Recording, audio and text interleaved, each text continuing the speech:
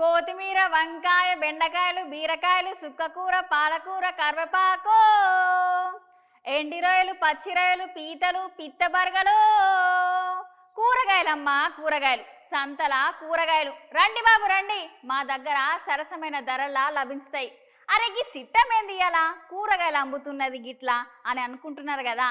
అవునుల్లా, నిజంగానే కూరగాయలు అమ్ముతున్నా. కాకపోతే ఒక దగ్గరికి కూరగాయలకు పోతే ఫ్రీగానే ఇస్తున్నారట. నిజమేనుల్లా, వాళ్ళ దాంట్లో వాళ్ళకే వడక గిట్లా చేస్తున్నారు.